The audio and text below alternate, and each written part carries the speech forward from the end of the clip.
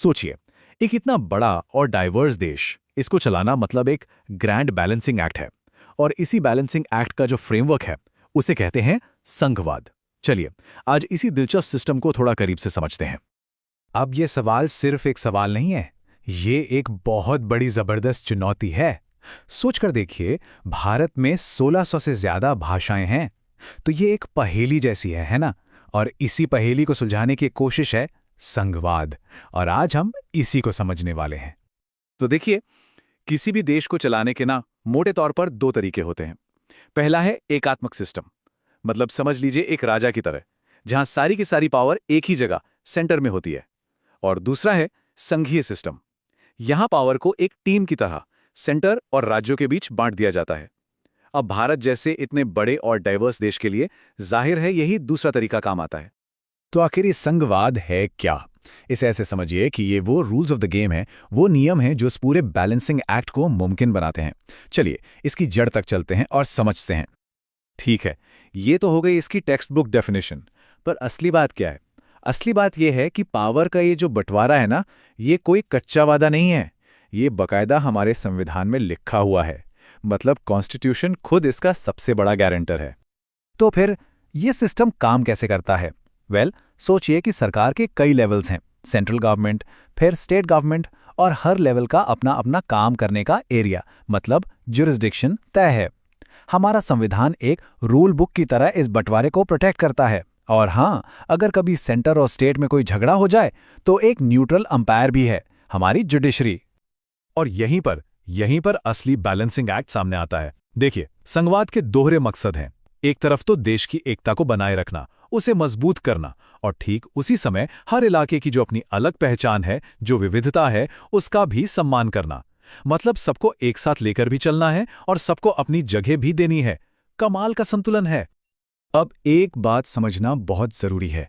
ऐसा नहीं है कि संघवाद का एक ही साइज है जो सब पर फिट हो जाए। नहीं, इसके बनने और काम करने के दो मेन रास्ते हैं, दो अलग अलग ब्लूप्रिंट। आइए देखते हैं कि ये हैं क्या। तो ये दो रास्ते कौन से हैं? पहला है कमिंग टुगेदर फेडरेशन।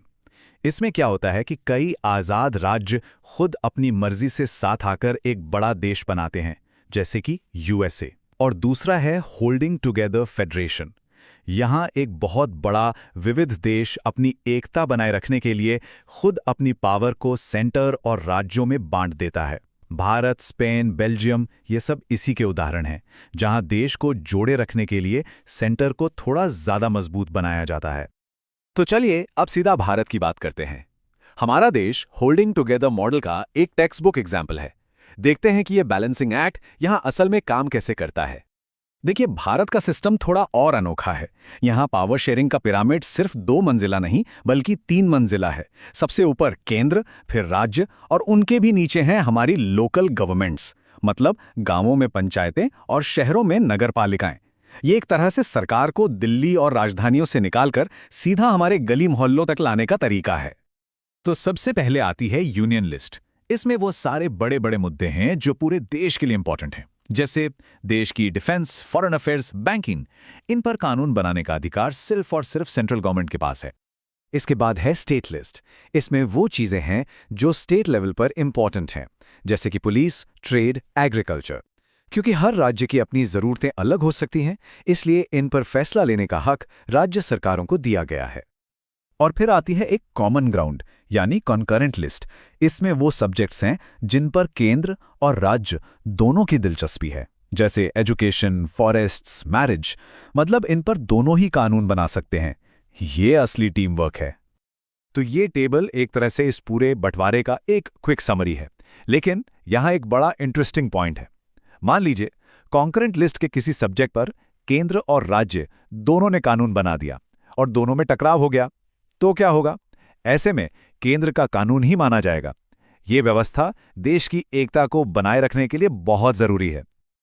अब बात करते हैं विकेंद्रीकरण की, या अंग्रेजी में कहें तो डिसेंट्रलाइजेशन। इसका मतलब है पावर को और भी नीचे, बिल्कुल ग्रासरूट्स लेवल तक ले जाना, ताकि सरकार सही मायनों में लोगों के दरवाजे तक पहुंच सके। और इस दिशा में एक बहुत बड़ा, एक ऐतिहासिक कदम उठाया गया 1992 में, 73वें और 74वें कॉन्स्टिट्यूशनल अमेंडमेंट्स के जरिए। इन संशोधनों ने हमारी स्थानीय सरकारों को सिर्फ कागजों से निकालकर असली शक्ति दी। ये बदलाव वाकई बहुत बड़ा था। सोचिए, जो पावर पहले सिर्फ दिल्ली या राज्यों की राजधानियों में सिमटी हुई थी, उसे अब गांवों की पंचायतों और शहरों की नगरपालिकाओं के हाथों में दिया गया। मतलब अब फैसले वहां लिए जाने लगे जहां उनका सीधा असर होता है। और जानते हैं, इस बदलाव का एक सबसे जबरदस्त नतीजा क्या निकला? ये कि लोकल गवर्नमेंट बॉडीज में कम से कम 1/3 सीटें महिलाओं के लिए रिजर्व कर दी गईं। इस एक कदम ने ग्रासरूट्स पॉलिटिक्स की पूरी तस्वीर ही बदल कर रख दी। तो सवाल उठता है कि ये विकेंद्रीकरण इतना जरूरी क्यों है? जरा सोचिए, किसी मोहल्ले की टूटी सड़क को कौन बेहतर समझ सकता है, दिल्ली में बैठा कोई बड़ा अधिकारी या उसी मोहल्ले से चुना गया कोई प्रतिनिधि? जाहिर सी बात है, स्थानीय लोग अपनी समस्याएं सबसे बेहतर समझते हैं। विकेंद्रीकरण असल में लोकतंत्र को, डेमोक्रेसी को लोगों तक पहुंचाने का सबसे कारगर तरीका है। तो अब तक का सफर कैसा रहा है? भारत जैसे देश में संघवाद की ये परीक्षा कितनी सफल रही है? चलिए, इसकी कुछ कामयाबियों और उन चुनौतियों पर भी नजर डालते हैं जो आज भी इसके सामने खड़ी हैं। अगर सबसे बड़ी कामयाबी की बात करें तो वो ये है कि इसने भारत की विविधता में एकता को सच करके दिखाया है। एक वक्त था जब लगता था कि भाषा के आधार पर राज्य बनाने से देश टूट जाएगा, पर हुआ इसका ठीक उल्टा। इस कदम ने प्रशासन को आसान बनाया और देश को और मजबूती से जोड़ा। लेकिन जाहिर है, ये सफर चुनौतियों से खाली नहीं है। आज भी केंद्र और राज्यों के बीच अधिकारों को लेकर खींचतान चलती रहती है।